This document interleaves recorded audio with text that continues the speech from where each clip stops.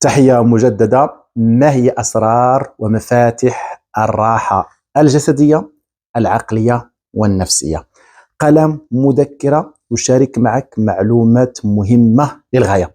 أولا، الإنسان يتكون من أبعاد متعددة، ومن بين هذه الأبعاد توجد 3 أبعاد مهمة للغاية: البعد المادي اللي هو الجسم، هذا البعد العقلي اللي هو العقل أو المكان اللي كتم فيه عملية التفكير، ثم البعد النفسي أو المكان اللي كتحدث فيه المشاعر. لاحظ معي أن أغلبية الناس كيرتكبوا هذا الخطأ، يعتقدون بأنهم عبارة عن أجساد فقط. ركز معي، إلا كنت كتعتقد بأنك عبارة عن جسد فقط فأنت مسجون للغاية من خلال الألم، من خلال الأمراض. بمعنى مجرد تشعر بإحساس بسيط في جسمك تضخم هذا الإحساس، تقدس هذا الإحساس، وبالتالي يعطيك ألم كثير. فكل شخص يعتقد بأنه عبارة عن جسد فقط فهو عنده وعي مقيد للغاية، وبالتالي يصبح شخص عاجز بامتياز. الحل هنا لازم تفهم بأنك أنت تملك جسد، نعم، ولست الجسد. بما أنك تملك الجسد ولست الجسد، بمعنى جميع الألم أو الأمراض أو الأشياء اللي كتم داخل جسمك لا تمثل حقيقتك. بمعنى أنت هنا من ناحية الأبعاد تتكون من بعد مادي، بعد عقلي، بعد نفسي. البعد المادي اللي هو الجسد، لاحظ معي الآن القدرة اللي عندك على جسمك وانت ربما لم تدرك ذلك بعد. قم بهذه الحركة، لكن اغمض عينيك، قم بها بوعي أكثر. يعني اعمل هذه الحركة بواحد الوعي، ثم اطرح السؤال: من الذي قام بهذه الحركة؟ إذا أنت من قام بهذه الحركة، أنت كوعي من قام بهذه الحركة، بمعنى أنت عندك سيطرة على جسدك. والجسد كما سبق أن أشرت إلى ذلك يستطيع أن يشفي نفسه طبيعيا، بشرط أنك تتحرر من المخاوف ومن الرفض ومن المقاومة. لذلك سأمر إلى البعد الثاني اللي هو البعد العقلي أو المكان اللي كتم فيه عملية التفكير. ركز معي مجددا، هل أنت هو العقل؟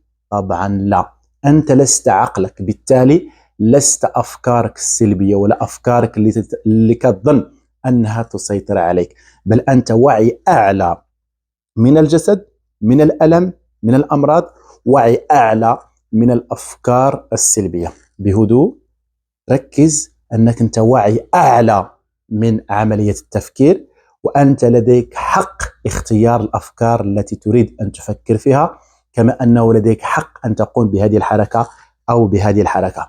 إذن فبنفس الطريقة عندما تفهم جيدا وتكون واعي بأنك أنت تملك عقل ولست أنت هو العقل، بمعنى أنت عندك أفكار ولست هذه الأفكار، بمعنى آخر أفكارك شيء وأنت شيء آخر تماما.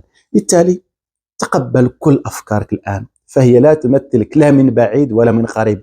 مجرد أنك تتقبل هذه الأفكار، وأعطيك إشارة مهمة للغاية: لو أنت شخص حساس وعندك كلمات أو أفكار تسيطر عليك، خذ هذه الكلمات ثم قم بتقسيمها ورتبها بشكل عشوائي. أؤكد لك بأن هذا التدريب البسيط سوف يغير الكثير من الأشياء في عقلك وفي جسدك. نصل الآن إلى البعد الأخير وهو البعد النفسي، بعد المشاعر. ركز معي لأن هذا البعد مهم للغاية. فلازم تفهم بأن هذا البعد النفسي أيضا لا يمثل حقيقتك، بل أنت تملك جسد، تملك عقل، وتملك نفس. بمعنى آخر، أنت لست الألم ولا الإحساس، أنت لست الشعور، أنت لست الأفكار التي تفكر فيها دوما. هنا يصبح عندك إدراك ووعي أعلى أكثر مما تتخيل، وبالتالي تكون عندك القدرة للتعامل مع الراحة الجسدية من خلال تقبل الألم، ومن خلال الاعتقاد بأن جسمك يستطيع أن يشفي نفسه طبيعيا. وهذا بالدليل القطعي أيضا من خلال تقبل عقلك وأفكارك، وتفهم بأن أيا كانت الأفكار اللي عندك فهي تبقى مجرد أفكار، فأنت شيء وأفكارك شيء آخر. أي فكرة تتقبلها بهدوء وتقوم بتقسيمها وترتبها بشكل عشوائي سوف تنعم بالراحة العقلية. الراحة النفسية لما تفهم ما سأقوله الآن، أي أنك تتقبل مشاعرك، فهي مجرد شعور. ركز معي، لو عندك خوف فمن ورائه راحة، لو عندك حرج خجل تأنيب من ورائه راحة عميقة وعظيمة جدا.